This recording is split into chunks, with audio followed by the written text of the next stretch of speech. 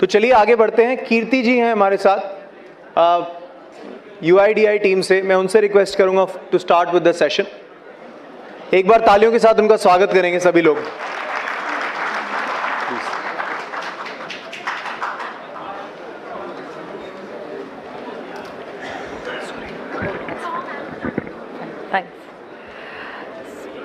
So lunch के बाद नींद आ रही है?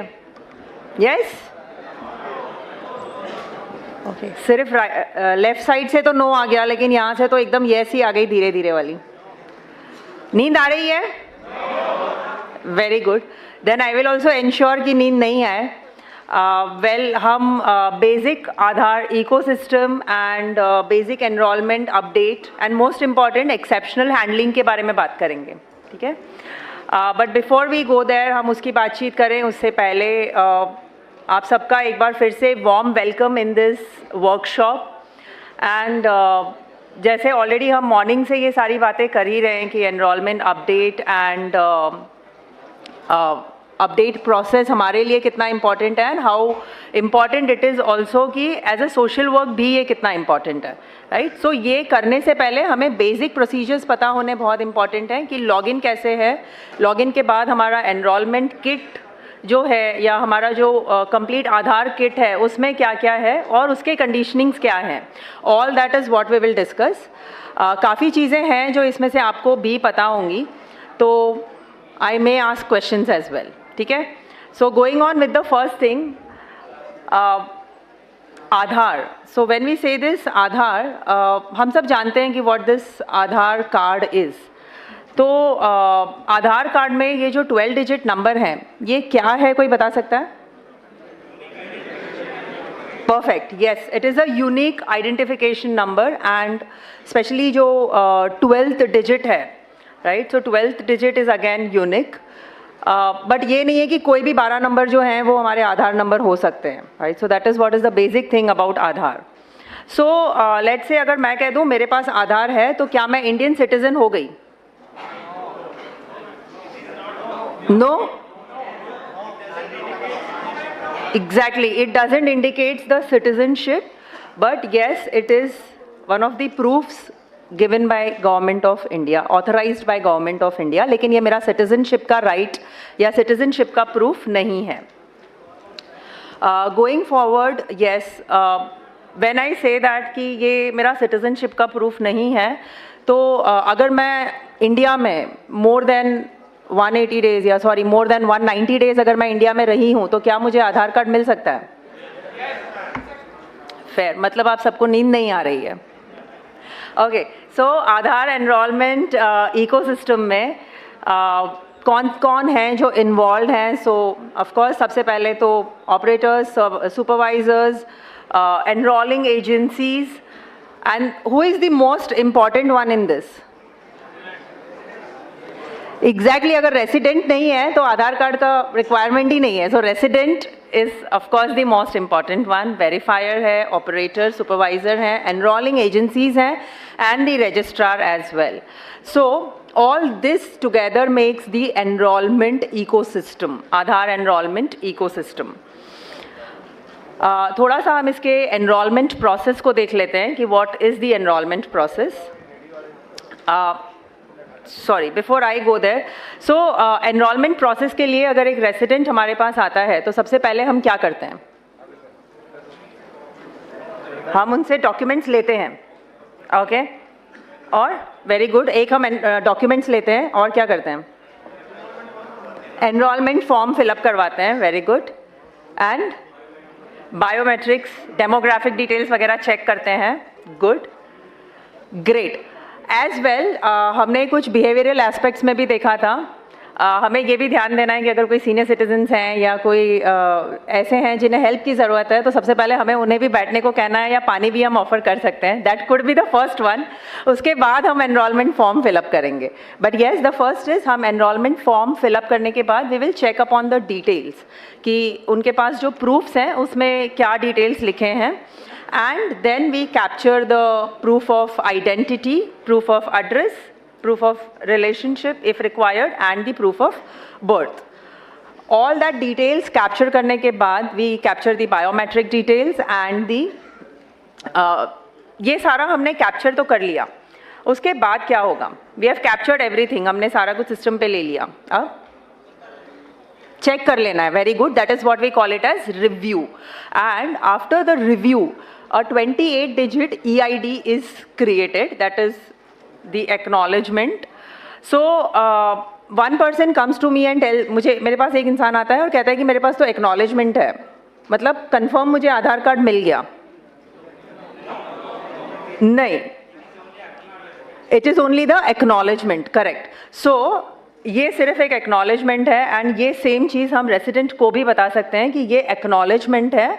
This is only used as an acknowledgement. इसे आधार कार्ड की तरह इस्तेमाल ना किया जाए, राइट. और ना ही ये हमें कंफर्म करता है कि आधार कार्ड मिल जाएगा. लेकिन क्या हो सकता है, क्या रीज़न है एक्नॉलेजमेंट से आधार कार्ड नहीं बनेगा? QC check, yes. So QC check हो सकता है, कुछ डॉक्यूमेंट्स इनकरेक्ट हो सकते हैं, कुछ फिलअप करते समय, जैसे इससे पहले सर ने बताया था कि हम कुछ मिस कर गए हैं, पॉसिबली एक फ़ोटो बराबर नहीं गया है, या फ़ोटो कैप्चर करते समय उस इंसान का फेस बराबर नहीं आया है. Many such things can happen, right. So yes, all that will be checked under the QC and then the final Aadhaar will be issued. So capturing the enrollment form, acknowledgement का print and capturing the enrollment form and finally the consent form. So that is the basic process. उस process को हम थोड़ा और आगे detail में देखेंगे, but before that हमारी enrollment का जो center है उसका layout and उस kit में what all should be there. तो क्या क्या चीज़ें हैं जो हमारे लिए required हैं? हमारे एनरोलमेंट सेंटर पर एनरोलमेंट किट में क्या क्या होना चाहिए? Laptop, yes, very important. GPS, yes. Biometric, iris, printer, extra monitor, yes. Camera, very good. Wheel chair, okay, good, superb. लेकिन ऊपर से बिल्कुल आवाज नहीं आ रहा है. दिस शोज दैट कि ऊपर तो ओके आ रही है, great. Yes, the rate chart, very good, जो आज भी सर ने बताया था. So laptop, the second monitor for the live data verification by the resident. Camera is required to capture the photo. The iris scanner, the fingerprint scanner, printer scanner and the GPS device. इतनी basic चीज़ें हैं जो enrolment kit में होनी चाहिए. And now that we are talking about the second monitor and the laptop, second monitor का setting कैसे होना चाहिए? सामने या ओके, ऑपोजिट डायरेक्शन, रेसिडेंट के सामने, okay. Very good. I think someone said that operator के right hand side में. Yes. So let us see that कि what all are the conditionings into it. First and foremost, additional monitor जो है should be placed at 90 degrees angle.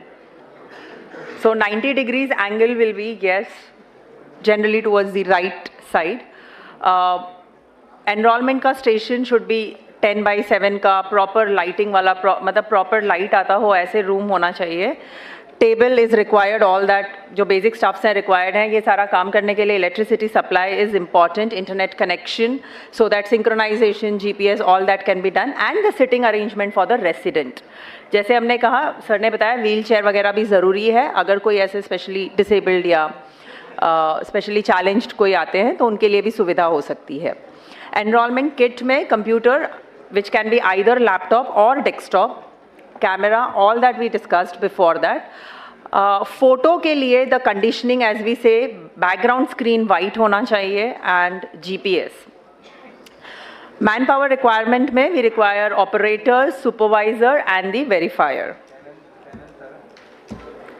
Now while we capture this attributes, हम जब ये capture करते हैं enrollment के समय, फ़ोटो हमें कैप्चर करना है एंड डेमोग्राफिक डिटेल्स हमें कैप्चर करनी है. डेमोग्राफिक्स के लिए हम डेफिनेटली प्रूफ चेक करते ही हैं.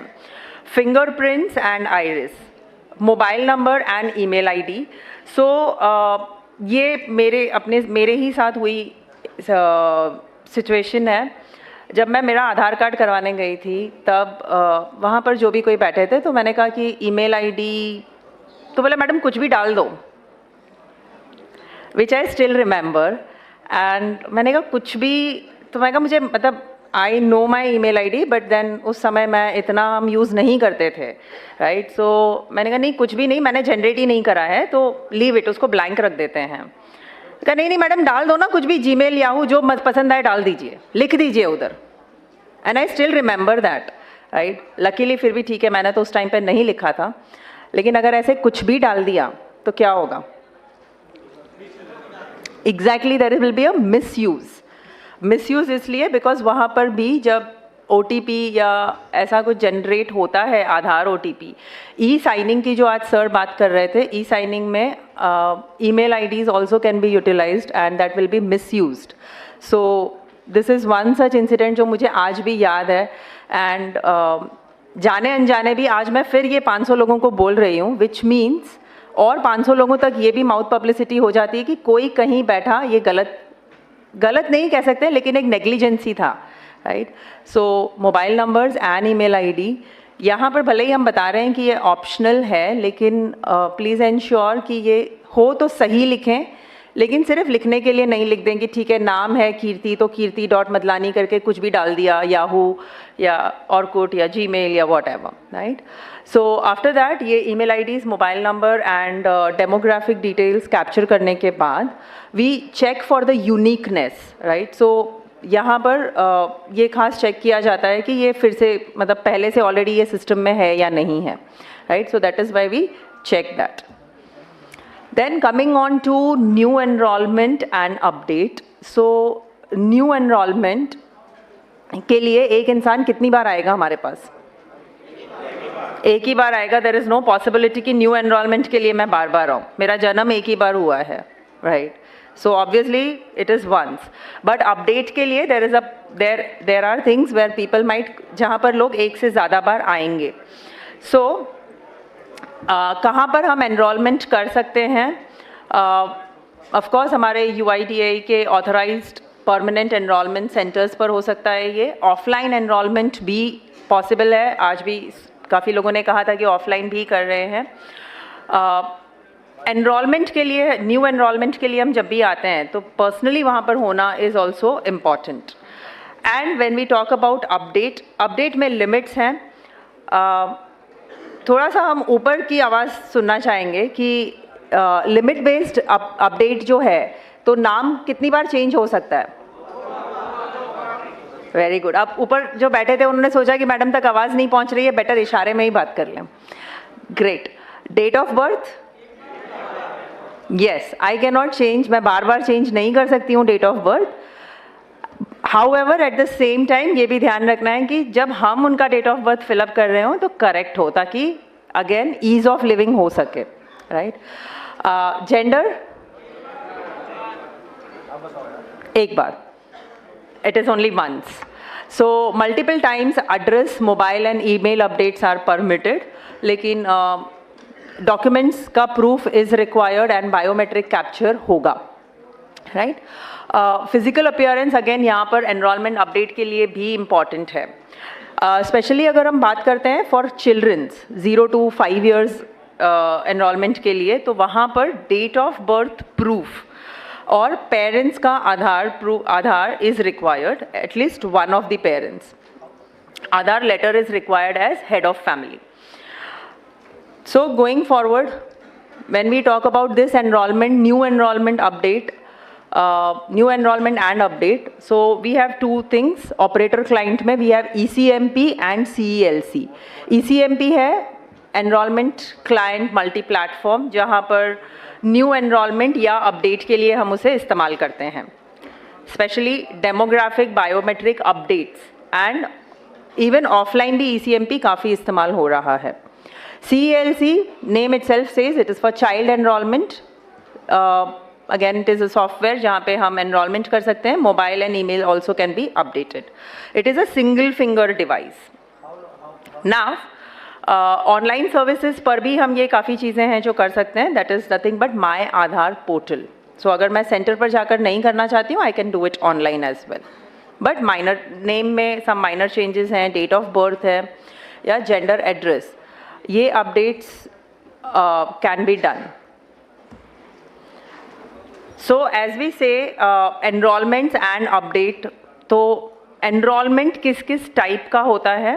Enrollment either will be document based, जहाँ पर मेरे पास सभी documents available हैं मेरे, identity, address proof, and if I am giving a address proof of someone else, then I will require a relationship proof that will be HOF based, head of family based, या फिर introducer based, या फिर child enrollment होगा. अगर child enrolment है तो that will B also one separate category. And update type will be demographic updates या फिर बायोमेट्रिक अपडेट्स. या सब लोग ध्यान दें, आप लोग को एक ये फीडबैक फॉर्म मिला होगा, सबको मिल गया फीडबैक फॉर्म? तो अब इसमें जो भी फील्ड्स हैं, एक ऑपरेटर नेम होगा, ऑपरेटर आईडी होगी, date of training, location, regional office, mobile number, email ID, ये सब फिल करना मैंडेटरी है. ठीक है, ये सारे आपको वो फील्ड्स में फिल करने. लोकेशन में आप लिखोगे न्यू दिल्ली, और रीजनल ऑफिस में भी क्योंकि इसी जगह पे हो रहा है, ठीक है, तो न्यू दिल्ली रहेगा. उसके बाद आपको रेटिंग के लिए आप देखो सेशन फीडबैक पे ये 8 मॉड्यूल के लिए आपको मिले हैं रेटिंग्स मिले हैं, 5 being excellent and 1 being poor. इसके बीच में 4 है वेरी गुड है, 3 गुड है, 2 फेयर है. तो इस क्राइटेरिया के हिसाब से जो भी आपको लग रहा हो कि जो भी सूटेबल फीडबैक है तो आप उस बॉक्स में टिक मार्क करोगे. और सेम चीज़ लागू होती है पैरामीटर्स रेटिंग के लिए भी. Achievement of training objective, training content, course length, participation, presentation and sustainability. तो आपको जो भी लगता है कि अगर आपको लगता है कि अचीवमेंट ऑफ ट्रेनिंग ऑब्जेक्टिव हो गया है, उस हिसाब से अपने हिसाब से आप फीडबैक फिल करोगे, आप टिक मार्क करोगे. और अगर कोई सजेशन है, कोई क्वेश्चन है, कोई क्वेरी है, तो नीचे बॉक्स दिया हुआ है, आप इस बॉक्स में अपने फीडबैक, सजेशन, क्वेरी जो भी आपके मन में है, जो भी दिमाग में है, आप यहाँ पे उसको लिख सकते हो, नोट डाउन कर सकते हो, जिससे कि बाद में हम ड्यू डिलिजेंस से जो है उसका आंसर या जो भी हो, अगर हमें कुछ इंप्रूवमेंट्स करना अपने ट्रेनिंग मॉड्यूल प्रोग्राम में तो हम कर सकें. ठीक है, सबको आ गया समझ में? Okay, thank you. So by the time आप फीडबैक फॉर्म्स फिलअप कर रहे हैं, we will continue with this as well. इसे भी हम कंटिन्यूएशन में ही रखेंगे. सो एनरोलमेंट अपडेट प्रोसेस में हमने जैसे पहले ही कहा था कि first we will fill up the form, then the resident. अगर रेसिडेंट को कोई डिफिकल्टी है तो क्या हम फॉर्म फिलअप कर सकते हैं? Yes, no?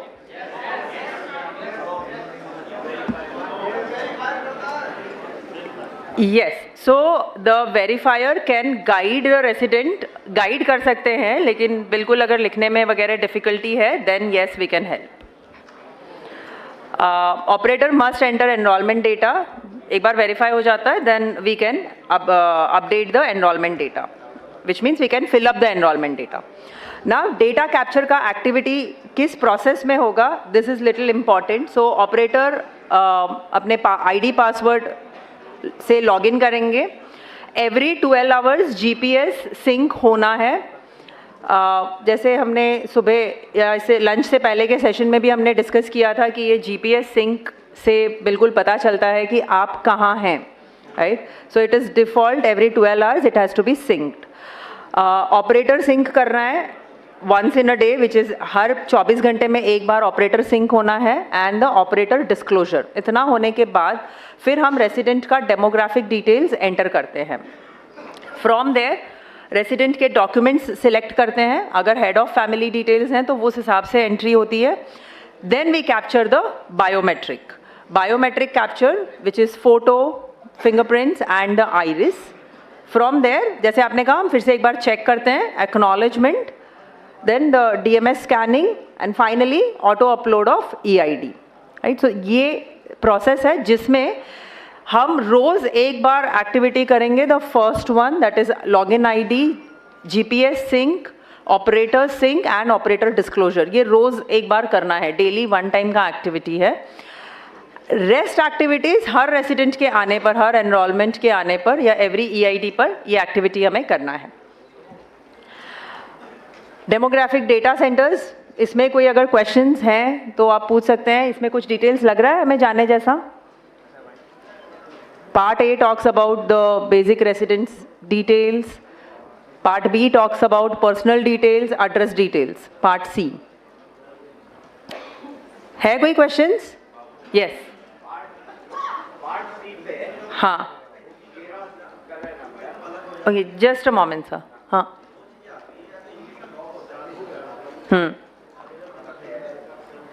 अपडेट के लिए डालते हैं तो उसमें लिखा हुआ आता है कि आपका इंग्लिश में ही अपडेट होगा पूरा का पूरा, तो उस वजह से कई बार वो रिजेक्ट भी हो जाता है ट्रांसलेशन सिस्टम की वजह से. हाँ. और कई बार इंग्लिश की जगह वो हिंदी में कन्वर्ट जो होता है वो बहुत सारा अलग ही पूरा लैंग्वेज होती है, जिसको हमें फिर अलग सॉफ्टवेयर के थ्रू करना पड़ता है. उसका मैम कैसे? ठीक है. सो ये जो क्वेश्चन है related to this part C, आप जो ट्रांसलिट्रेशन का कह रहे हैं इंग्लिश टू हिंदी का, that we will take up when we do the Q&A session. तब तक के लिए please park it. I was saying it question in the terms कि यहाँ पर कोई ऐसी चीज जिसको हमें डिटेल में जाना है. Sorry. Yes, we will take it in Q&A. Yes. So what you said right. Part A हम यहाँ पर जैसे आप देख रहे हैं लैंग्वेज का, we have one more sign over there, right? So possibly उस वजह से होता होगा, but I think Q&A session में we'll take it in detail. Personal details fill up करते समय we talk about all the details, the name of the resident, date of birth, age, and so on, gender. Part C में हम बात करते हैं contact details की, that is address as per the proof of address that is given, pin code again as per the proof, exact post office and confirm. Local language के लिए जो आप बता रहे थे ट्रांसलिट्रेशन एरर्स, सो आइदर हम Google use कर सकते हैं, लेकिन जब हम गूगल यूज़ कर रहे हैं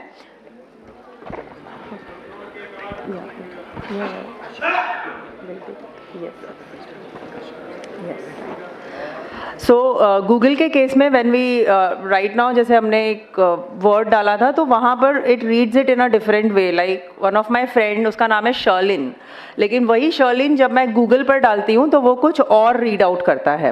राइट. सो प्लीज़ आप खुद भी एक बार चेक कर सकते हैं करेक्टनेस के लिए.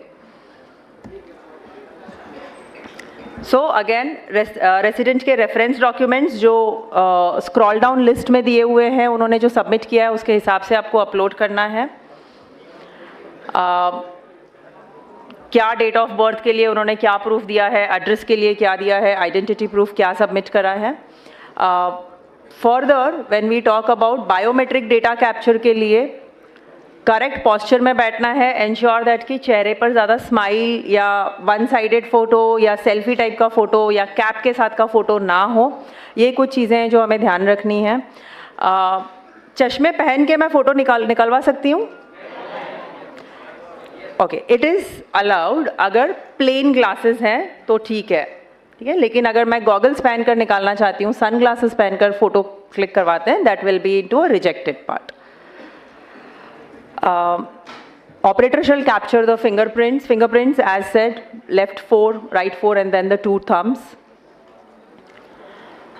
हाँ, इन केस अगर लोअर बायोमेट्रिक क्वालिटी है, जैसे हम बात कर रहे थे मॉर्निंग में कि अगर क्वालिटी इज लो तो उस समय we can do a force capture. Right. So maximum limit जो हमारे सिस्टम की है इज 4 times.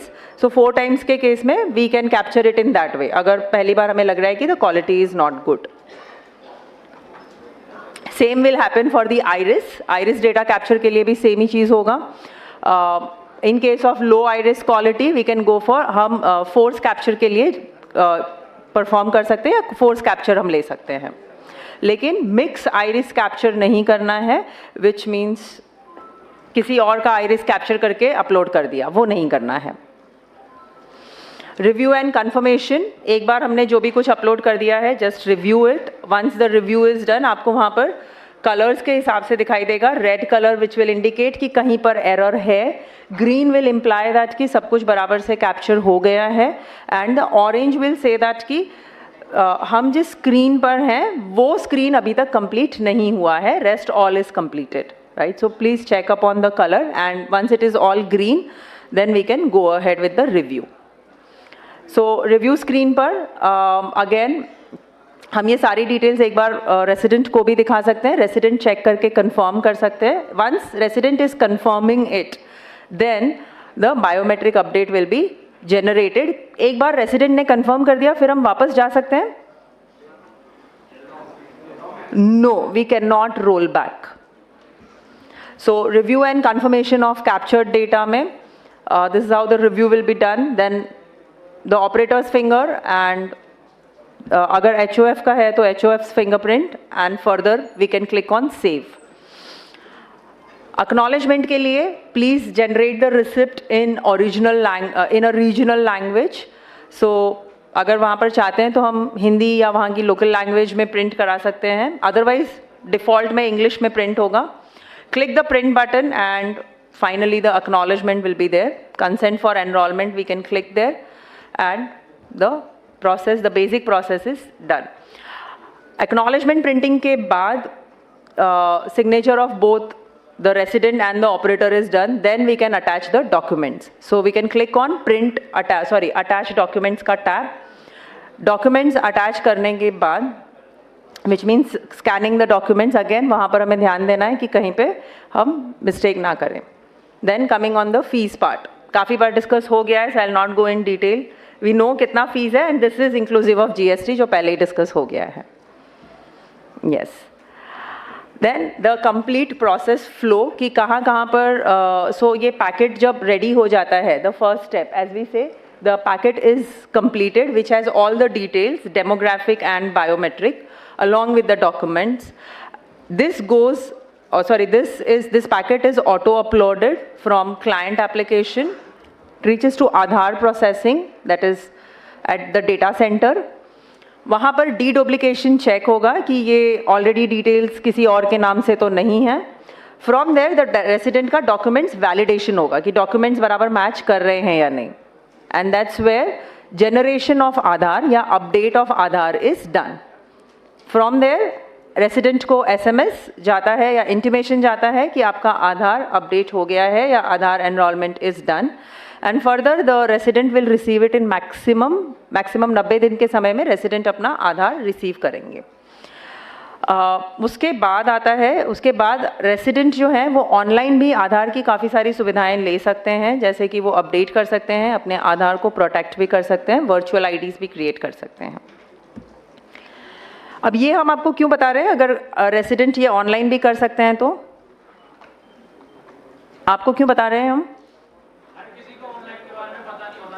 एग्जैक्टली, हर किसी को ऑनलाइन के बारे में नहीं पता है.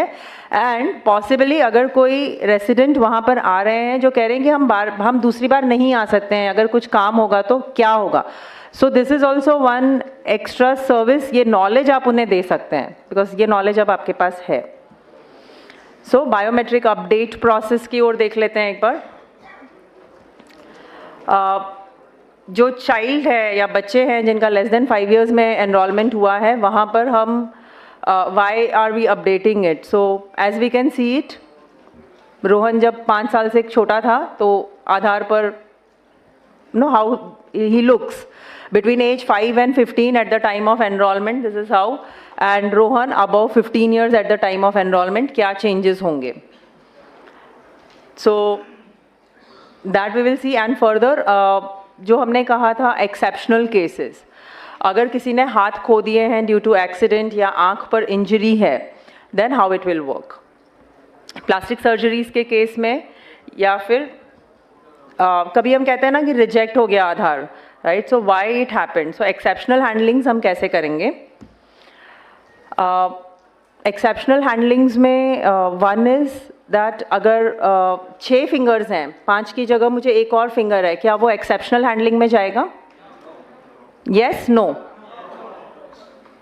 नो. 6th फिंगर है इज़ नॉट एन एक्सेप्शन. हमें 5 फिंगर्स का आइरिस चाहिए, 5 फिंगर्स का बायोमेट्रिक चाहिए. सो वो एक्सेप्शनल में नहीं जाएगा. लेकिन अगर मेरा एक फिंगर ही नहीं है या एक से ज़्यादा फिंगर्स नहीं हैं, देन वो एक्सेप्शनल में जाएगा, right. So this is where we say exceptional photo is required अगर एक्सेप्शनल है तो. बायोमेट्रिक एक्सेप्शन बटन पे हमें क्लिक करना है. As you all can see there, it is down bottom. Exceptional के लिए कैप्चरिंग रेसिडेंट्स बायोमेट्रिक एक्सेप्शन, किस चीज़ का एक्सेप्शन है ये हमें स्पेसिफाई करना इम्पॉर्टेंट है.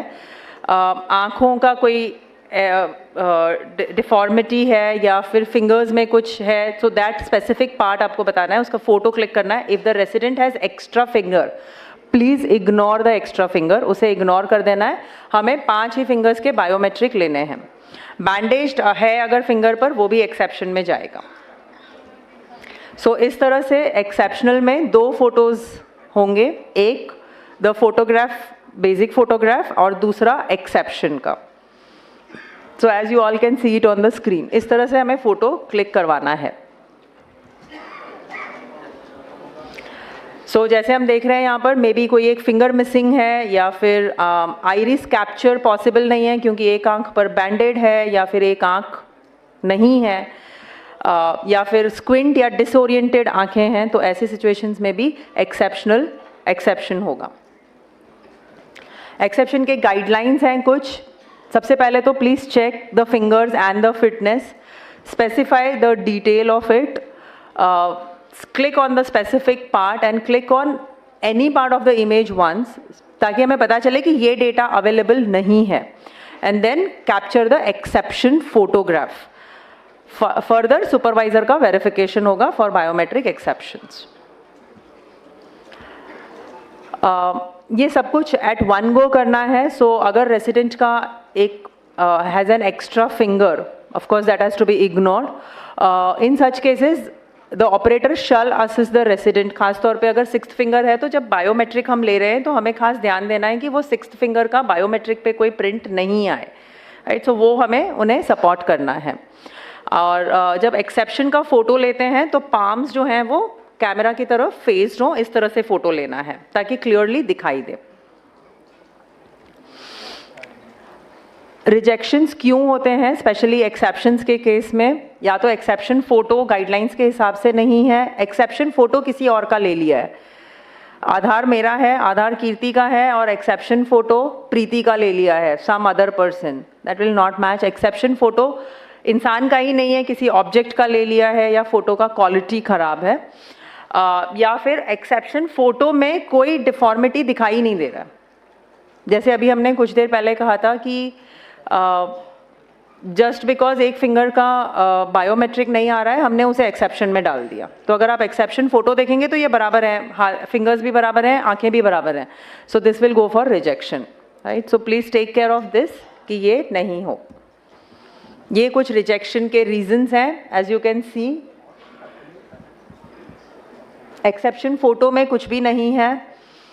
So first is the Aadhaar photo and the second is the exception photo. लेकिन आप देखेंगे तो फोटोज उल्टे लिए हुए हैं. आधार वाले फोटो में हाथ ऐसे कर दिया है और मेन फोटो ठीक लिया है. एक्सेप्शन फोटो जो है वो आधार के फोटो की तरह लिया है. Exception photos again second row में हमें दिखाई दे रहा है the wrong biometric exceptions. So कुछ इस तरह से फोटोज लिए जाते हैं. पॉसिबली शायद वो भी पोस्ट लंच के बाद होते होंगे. Okay. So capturing residents biometric least qualities में, जहाँ पर क्वालिटीज़ कम है, सारे 4 अटेम्प्ट्स जो हैं वो हम ले सकते हैं. क्वालिटी ना भी ध्यान में रखें और हम कंटिन्यूसली 4 बार उनके बायोमेट्रिक्स या आइरिस ले लें, दैट विल वर्क. वो हमें डिलीट नहीं करना है. And to ensure that all the attempts are uploaded, और सेम रेसिडेंट के सारे अपलोड्स हों. सो एग्जाम्पल, अगर मेरा आइरिस पहली बार में बराबर नहीं आया, पुअर क्वालिटी का आया, तो हम फोर्स कैप्चर कर सकते हैं, और वो फोर्स कैप्चर जो 4 बार होगा वो हम चारों अपलोड करें, या एटलीस्ट एक आधा बराबर होगा उसमें. So irrespective of quality. So this is how the force capture will happen.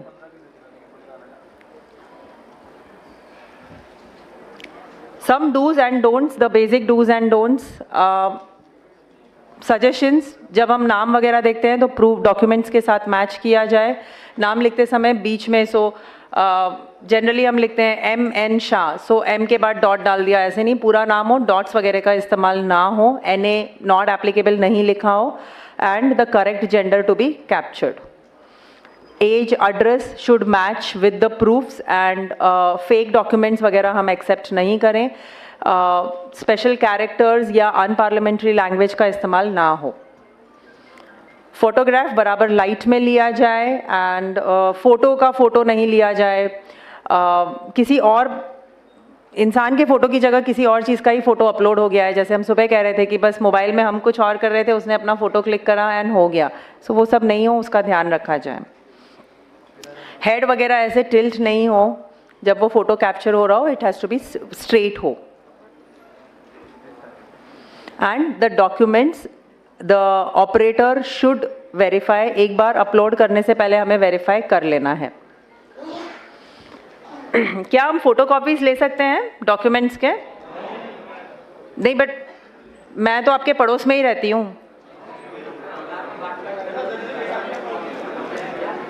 Yes, हमें उनके ओरिजिनल कॉपीज चेक करने हैं और वो ओरिजिनल कॉपी का हम डुप्लीकेट या जेरोक्स अपने पास रख सकते हैं? नहीं। So once it is done, वो हमें उन्हें रिटर्न कर देना है, right? Done. So going ahead, next I would like to ask, okay, so ये हमने देख लिया है। नाउ जस्ट एक क्विकली हम नज़र डाल लेते हैं ऑन द डॉक्यूमेंट्स, क्या क्या रिक्वायर्ड है। एज वी सेड कि documents time and again update होते रहते हैं। So a quick look at it. Proof of identity में क्या क्या होना चाहिए? It's a identity proof. नहीं, प्रूफ ऑफ आइडेंटिटी में क्या दिखना चाहिए? नाम एंड फोटो, करेक्ट। एड्रेस में सिर्फ एड्रेस दिखाई दिया, मेरा नाम नहीं दिखाई दिया, चलेगा? हाँ, मेरा ही एड्रेस है वो पता चलना चाहिए। So name and address. Relationship proof में नाम, मेरा अपना नाम तो होना चाहिए, यस। एड्रेस होना चाहिए। रिलेशनशिप प्रूफ, रिलेशनशिप प्रूफ में नाम दिखना चाहिए और एग्जैक्टली रिलेशनशिप क्या है वो देखना चाहिए। सो HOF बेस्ड अगर है तो HOF कौन है, who is the head of family, उसका नाम, उसके साथ का relationship should be there. And date of birth में क्या होना चाहिए? नाम,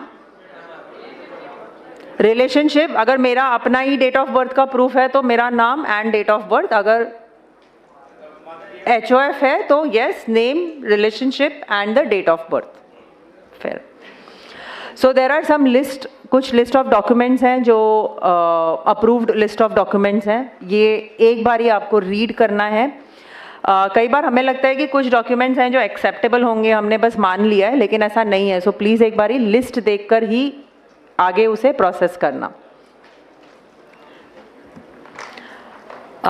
original documents must be scanned. जब हम स्कैन कर रहे हैं, as we already discussed, photo copies नहीं। एंड डॉक्यूमेंट्स जो हैं रेसिडेंट के नाम पर होने चाहिए या फिर HOF, head of family. Other than that it will go for rejection. Some validity of supporting documents, passport का वैलिडिटी, ड्राइविंग लाइसेंस का वैलिडिटी, स्टैंडर्ड सर्टिफिकेट्स काफ़ी जगहों पर नहीं एक्सेप्टेबल है, लेकिन जहाँ पर एक्सेप्टेबल है it is only valid for a period of 3 months। Water bill, जैसे आधार में लिखा है विनय कुमार, एंड सो आधार में विनय कुमार लिखते समय विनय में V और K में, कुमार में K, दोनों कैपिटल्स में है। प्रूफ ऑफ आइडेंटिटी में Vinay and Kumar is written in a small letters, तो ये चलेगा। This is a minor error, लेकिन अगर बड़े एरर्स हैं तो नहीं चलेगा। सो ये एक सिंपल एक्सेप्टेबल है। अगर आप यहाँ पे देख सकते हैं तो भगवान दास ईश्वर दास हिरानी, आधार में किस तरह से नाम दिया है और प्रूफ ऑफ आइडेंटिटी या प्रूफ ऑफ रिलेशनशिप में किस तरह से नाम दिया है, name and the father's name. So middle name कहीं पर ऐड किया है या कहीं पर मिडिल नेम को एक्सपैंड किया है, कहीं middle name and surname add किया गया है क्योंकि वो आगे पीछे लिखा गया था, which is acceptable. So that's it. Again, gazette notifications for new name is important. That's it.